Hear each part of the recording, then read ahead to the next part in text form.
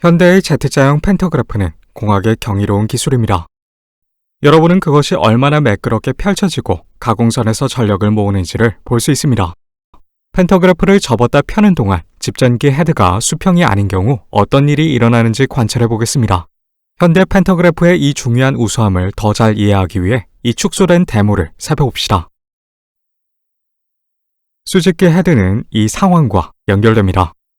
팬터그래프를 위로 밀어 올리면 상완의 각도가 바뀌는 것을 알 수 있습니다. 정말 많이 변했어요. 놀랍게도 수직기 헤드의 각도는 변하지 않습니다. 그냥 수평으로 남습니다. 간단히 말해서 팬터그래프는 짐벌처럼 작동합니다. 엔지니어들은 어떻게 이것을 달성했을까요? 그들은 전자제어 장치를 사용하지 않고 수직기 헤드의 수평 방향을 어떻게 관리했습니까? 현대 팬터그래프의 세부 사항에 대해 더 깊이 이해하기 전에 우선 왜 기차가 팬터그래프를 사용하는지 알아보겠습니다. 이 언더브리지 사례를 생각해보세요. 이러한 구조나 언덕 경사 때문에 열차와 OH선 사이에 고정거리를 유지하는 것이 어려울 수 있습니다. 이것이 우리가 팬터그래프가 필요한 이유입니다. 이 메커니즘은 이러한 높이 변화에 따라 조정할 수 있습니다. 그것은 케이블에 접촉할 뿐만 아니라 집전기와 OH 라인 사이에 충분한 접촉력이 존재하는지 확인합니다. 가장 단순한 팬터그래프는 다음과 같습니다. 압축 스프링 배열이 있는 구리도체입니다. 상승이 허용되면 그것은 전류를 수집하기 시작합니다. 그러면 전류가 모터로 공급됩니다. 팬터그래프에서 회로는 바퀴를 통해 지면에 연결하면 쉽게 완성됩니다.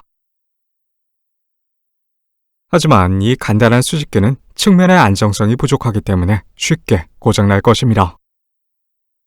이것의 안정성을 높이기 위해 막대를 이 방향으로 기울입니다. 스프링을 다시 배치하면 이 집전기가 라인과 계속 접촉할 수 있습니다. 그러나 스프링에 너무 많은 힘을 가하면 장력이 있는 OHL이 파손될 수 있습니다.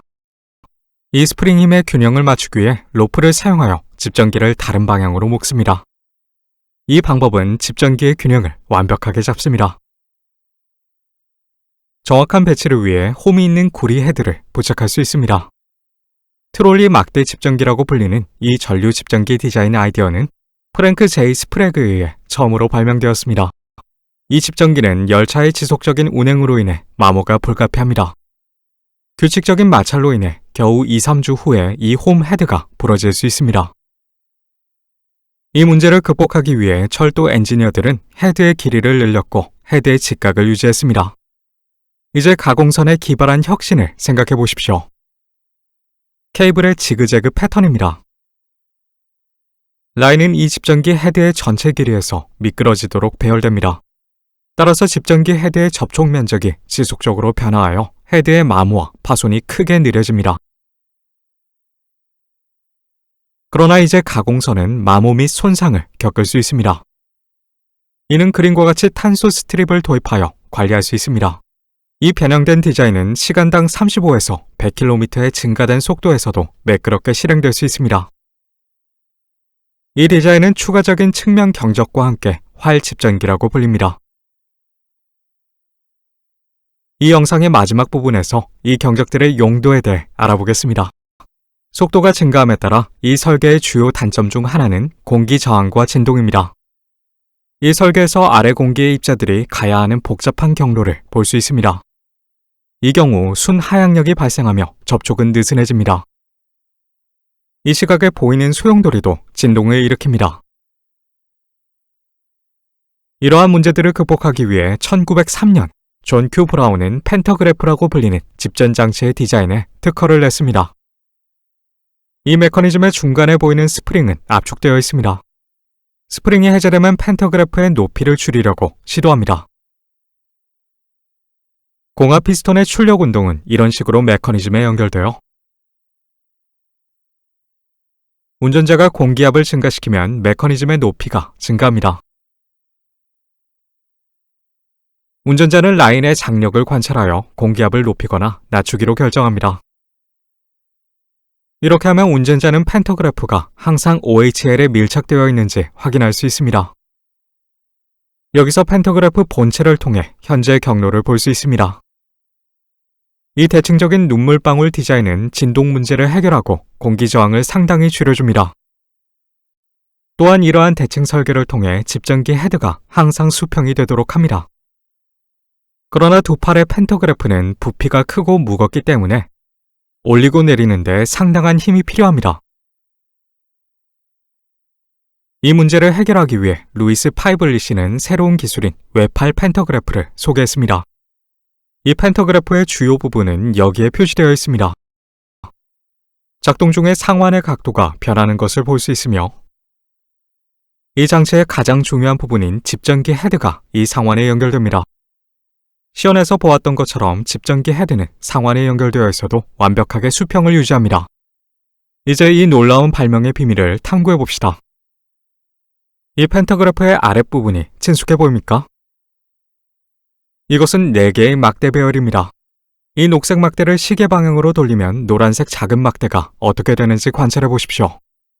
이 막대는 각도가 상당히 다양합니다. 이 노란색 막대를 연장해서 끝에 집전기 헤드를 붙입니다. 이 메커니즘은 집전기 헤드의 높이 변화를 잘 제공합니다. 그러나 집전기 헤드가 상완에 연결되기 때문에 집전기 헤드의 각도가 바뀝니다. 이것은 큰 문제입니다. 이러한 회전은 집전기 헤드와 가공선 간의 접촉을 매우 비효율적으로 만듭니다. 잠재적인 해결책을 찾을 수 있습니까? 이러한 집전기 헤드의 회전을 방지하기 위해 하완과 집전기 헤드의 작은 확장에 경첩으로 연결된 평형 로드를 소개합니다. 메커니즘이 이동하면 집전기 헤드와 하완 경첩 지점 사이에 거리가 줄어드는 것을 볼 수 있습니다. 균형 막대는 길이를 줄일 수 없기 때문에 컬렉터 헤드를 반대 방향으로 밀어야 합니다. 팬터그래프에서 이 반대 방향 회전은 평형 로드를 도입하기 전에 집전기 헤드의 기울임을 정확히 무효화합니다. 우와, 집전기 헤드는 이제 전체 높이에서 완벽한 수평 위치에 도달했습니다. 이것은 팬터그래프가 2개의 내막대기 메커니즘의 아름다운 조합을 어떻게 사용하는지를 보여줍니다. 간단히 말해서 우리는 어떠한 센서나 전자제어 장치 없이 집전기 헤드를 일관되게 수평으로 유지하는 기술을 개발했습니다. 하완은 동일한 공합 피스톤 배치를 사용하여 회전합니다.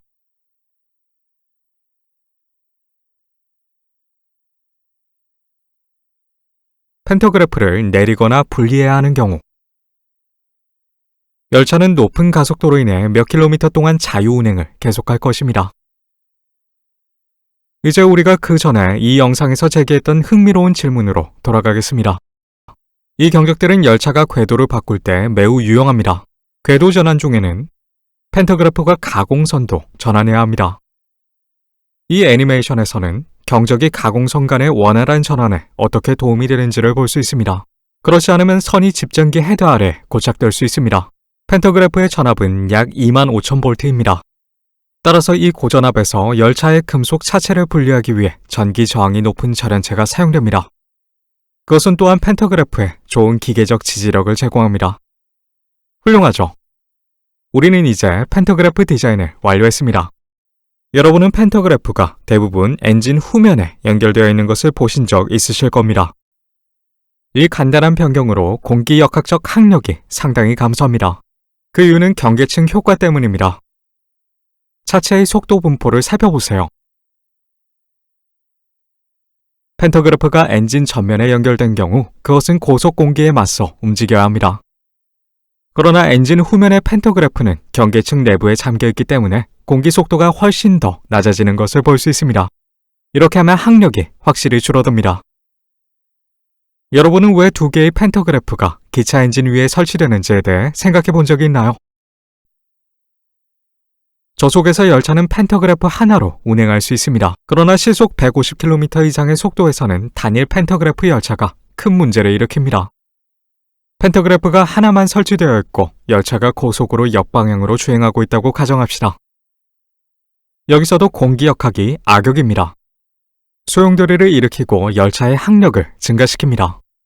그렇기 때문에 열차의 역방향 움직임을 위해서는 정반대 방향의 팬터그래프가 필요합니다.